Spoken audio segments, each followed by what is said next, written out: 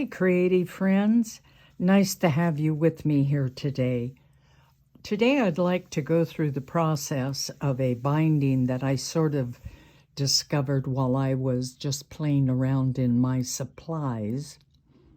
For lack of a better word, I think I can just refer to it as the chopstick binding because that's how it came about. We all go to the sushi place and we get these wooden chopsticks, and I kept thinking there's got to be something to do with these. And then one day when I was playing in my supplies, I said, I wonder if. And from that point on, I began experimenting and came up with the chopstick binding. What we're going to do today is go through the process of creating the spine pieces. We'll call them dowels for lack of a better word, which reminds me, you don't have to just use a chopstick. That just happens to be what I wanted to use. You could use a dowel that you get at a hardware store. You could use a twig. You could use a straw. Some places give really big straws. What you want is something that's big enough that you can work on it. This is probably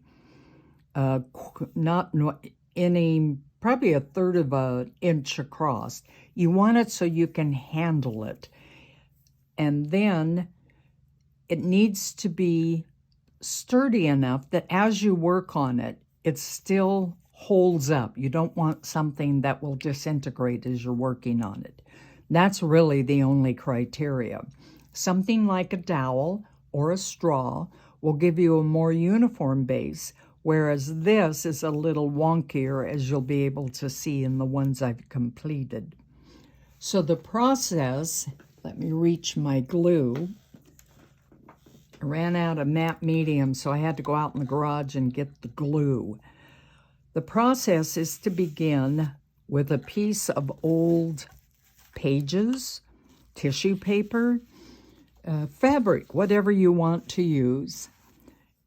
And we're just going to build up layers and layers on the dowel. So I've pretty well smothered that in some glue. And now I'm going to start, turn it this way. I'm going to start here. Hopefully it'll cooperate. And I'm going to start rolling. And you need to tuck in the edge. And I'm just going to start rolling like this.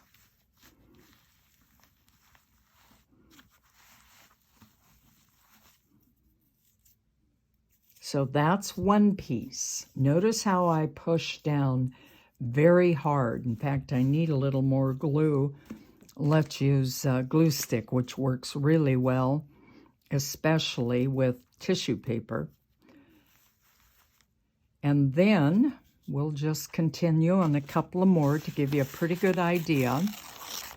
Now, if you're really what I would call adventuresome, and I did it both ways, they both have goods and bads, if you want to call it that.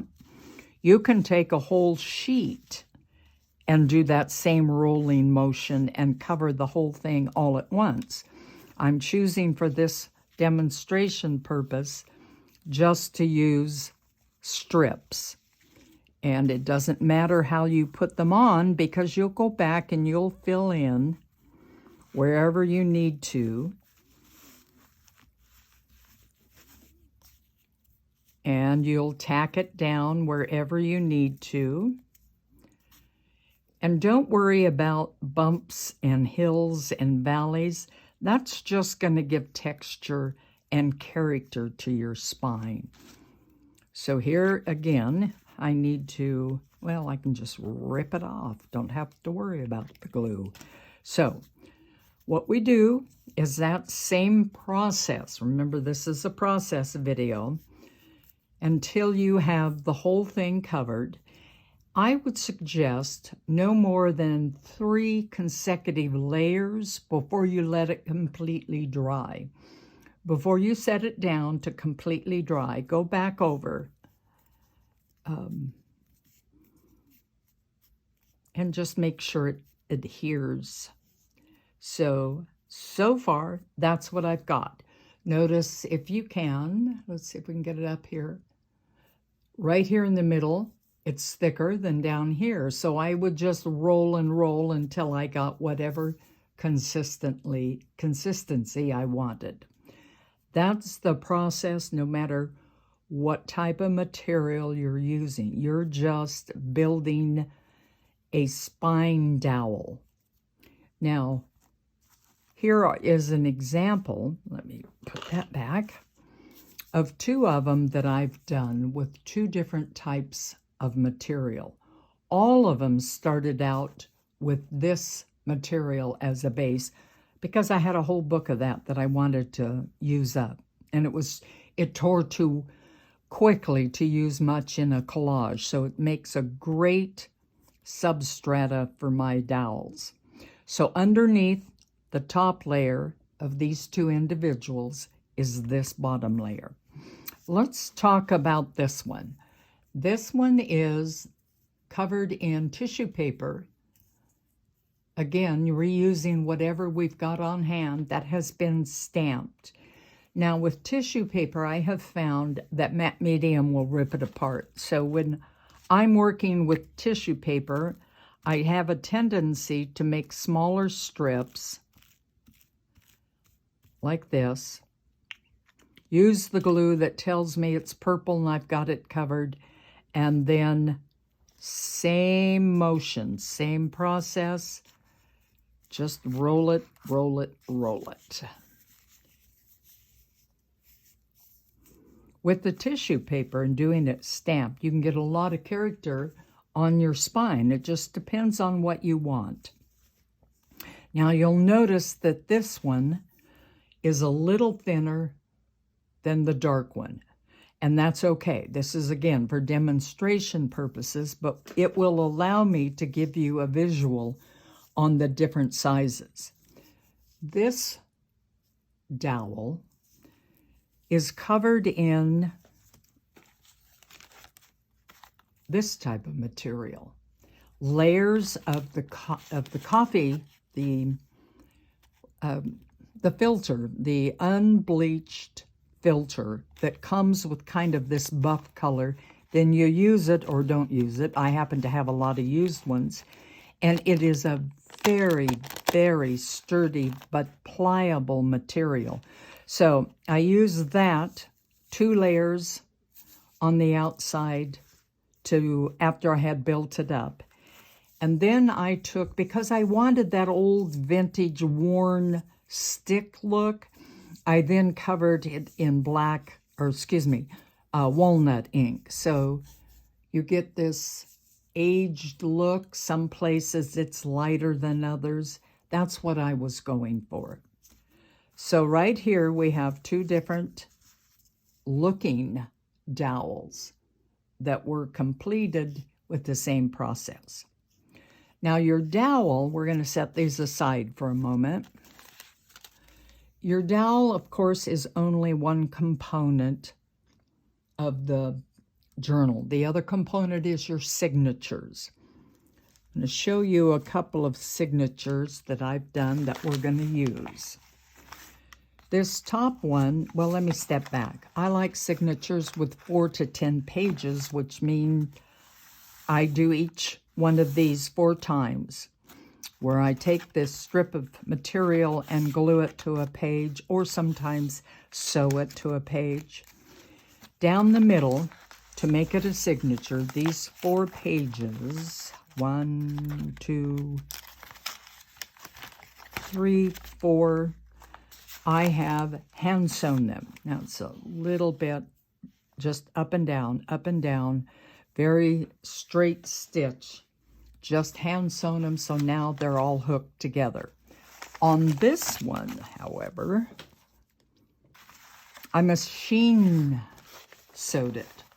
So you can see the machine stitching right there. But the same process, I've got the 4 pages. Actually, I've got 4. This one seems thinner. So once you have your 4 signatures and you have your 4 dowels. You know, I'm pausing for a second because I want to make sure you understand it doesn't have to just be 4. I chose 4 because that seemed to give a nice-sized journal. I would say I could even go up to 6 and be comfortable with that, but it would be pretty thick.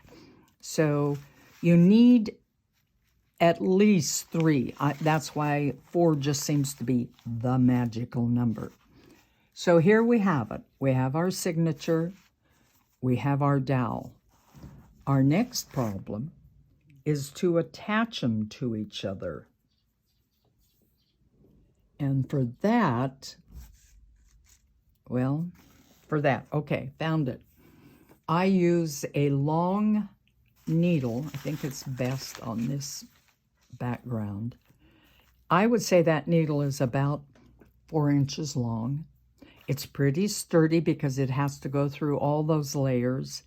And then this is a thick embroidery thread. You can find it in the same area as the ordinary, well, the regular sized embroidery thread, but it is thicker. It's a pearl product. I'm not sure the number. So that has good strength, but is easy to use.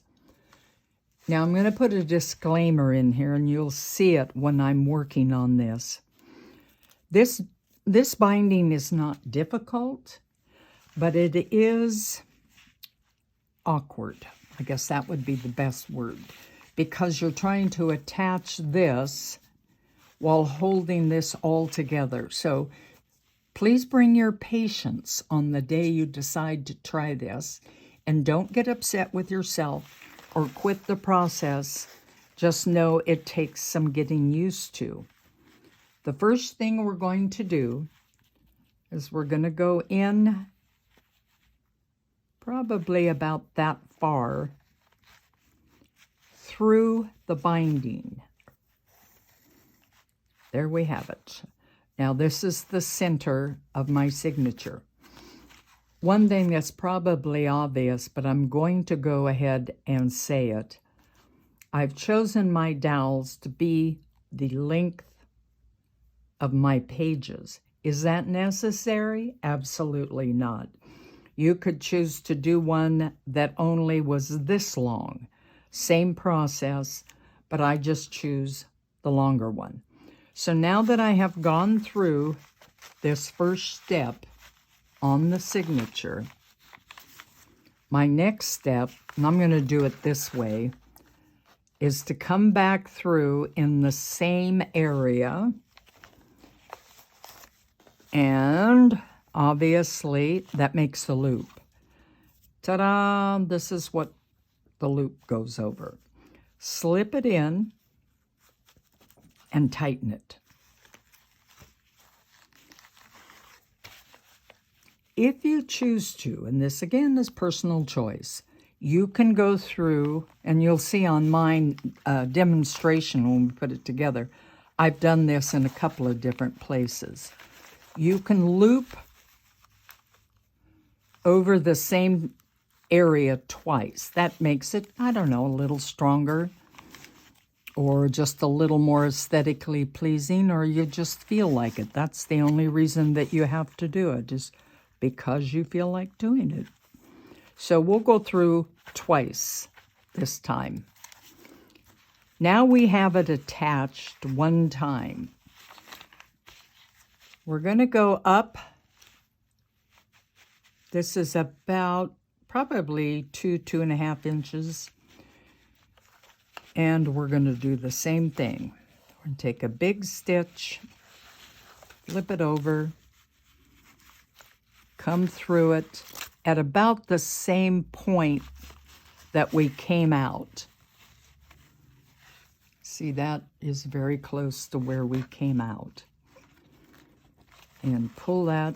Don't worry about it flopping around right now. Pull it tight. Snug it up. There, we're snug. And we go up. I try to get 4 loops on my spine. You know, sometimes you hit that point where you've got glue and it won't go through. So just move your needle around a little bit. Now we're through. We're going to go back down through. This is just simply a lot of repetition, but the good thing about repetition, once you do it enough, you get better and better at it. Hopefully. I've had things where I didn't get better, just more frustrated. But this one feels better. So let's take a moment here to take a look at our stitching. One last one. Make sure we get all the pages. One last one. And I think on this one, I'll also go around twice. And down through. You can probably tell from the video that this is why I said it's a little awkward to handle. Not difficult, just awkward. So,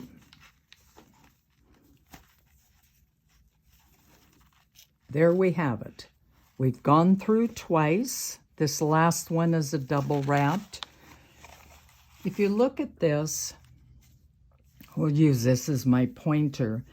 It's double wrapped here, it's double wrapped there. You can double wrap it, single wrap it. It really is just aesthetics more than anything. You'll see when we begin to weave it together that when you do the double wrap, it does make a nice pattern. So now we have one attached to its spine. It's okay if it wiggles a little bit.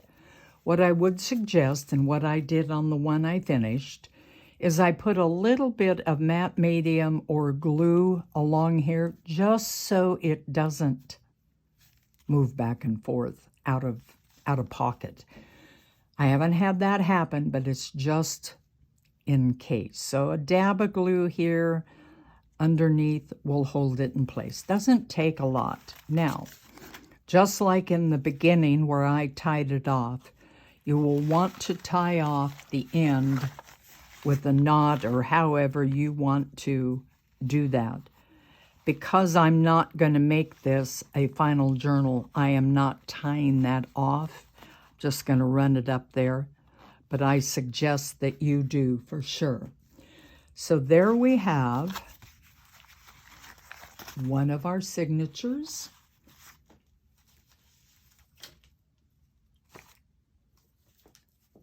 And two others that I completed ahead of time.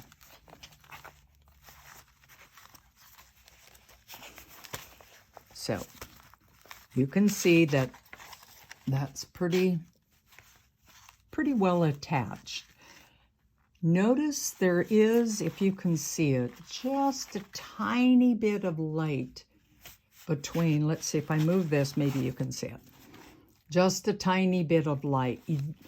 That will occur naturally because you have a very straight piece here, and then the fabric from the spine isn't quite as straight, hard, so there will be a little light. But let me just tell you ahead of time, that's good. You don't want it loosey-goosey, but you don't mind if you can see through underneath the spine. So now we have 3 signatures. And this is what they look like, just kind of stacked up together. You try to have these similar lined up, but it doesn't have to be perfect. You can see here's a double one, so it gives a little more variety, a little more of a pattern to your work. I will also, after this video, before we start the next section, I will attach the 4th spine, but I'm going to use this one just so you can see a variety when we get ready to weave it together. So this is what we've got so far. We've developed our spine, we've done our signatures, we have roped the spindle to the signature, and our next section will be to weave these together, and then I will show you the completed one. As always, if you have any questions, you can either put them at the end of this video and I'll answer them, or you can go to my Instagram account and I will answer them there. Thanks, friends. We'll see you for the second part.